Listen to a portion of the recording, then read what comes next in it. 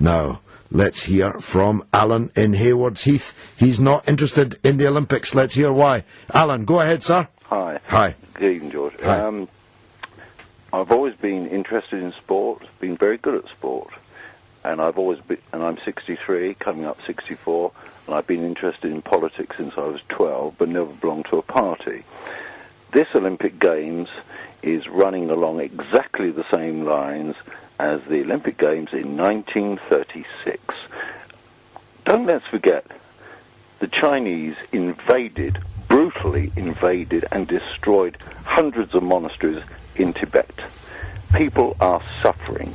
This Olympic Games, I couldn't be bothered to watch the opening ceremony. I could have done. I don't want to watch it. I'm not interested in this Olympic Games. And quite frankly, it's commercial. It's Nike versus whatever else, Adidas, whatever.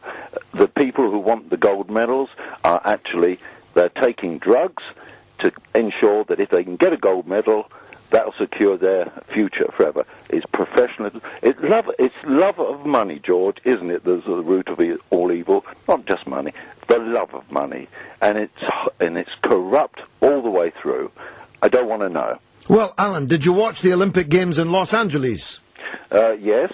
Even though the United States has invaded 50 countries since the Second World War and had dropped an ocean of chemical weapons on the people of Vietnam, killing 3 million of them. That didn't stop you watching the Olympic Games in Los Angeles. No, but my eyes have been open to certain American activities since then, and I am absolutely appalled. Well, you're a man of 63, Alan. It took you some time. The Games in Los Angeles were only... You're talking about me having time.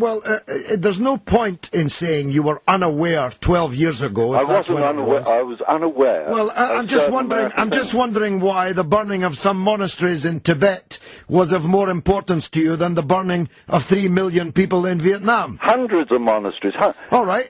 I'm wondering why the burning of hundreds of monasteries, if that's what you say it was, is more important than the burning of millions of people in Vietnam. Both were wrong. Yes, but you watched Los Angeles, you won't watch Beijing. Okay, so I was unaware then. Well, let me tell you something. Can I tell you something? Yes. You're talking about this oath of allegiance to the Queen. Yeah. What you're actually doing, the oath is to the Constitution, not so much... No, we don't have a Constitution. Don't talk about things of which you know nothing. We don't have a Constitution. But we do have an unelected monarch, who is the monarch because she was the elder daughter of the previous monarch, who was the monarch because his brother resigned to run away with an American divorcee, and so on and so forth. I have no allegiance to these people. I played no part in choosing them, and never can. Indeed, someone of my faith background can't even marry into them, thank God. So don't tell me I should be swearing an oath of allegiance to a constitution. We don't have a constitution. We have an unwritten one. Well, an unwritten constitution is no constitution.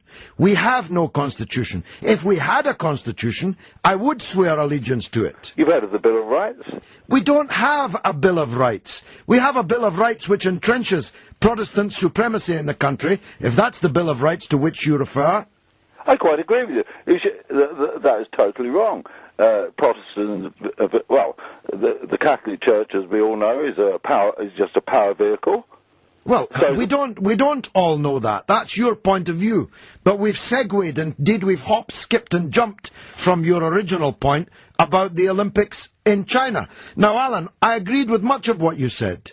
I think, actually, that the Olympic Games should be held in Greece, in Olympia, in a permanent site every year. I agree with you that the commercialization of the Olympic Games has robbed it of much of its allure. But I must tell you, Alan, if your heart was not pierced by that little 7-year-old girl singing, belting it out, note perfect, word perfect, to 4,000 million people watching live on television today, if you were unmoved by the grace and grandeur of the opening ceremony, if you don't care that China has lifted more people out of poverty than any other country, any other system, any other regime in the history of mankind, and that new power called China was, if not born today, then entered the world stage today with all its grandiloquence, I feel sorry for you. James in Drogheda is up next.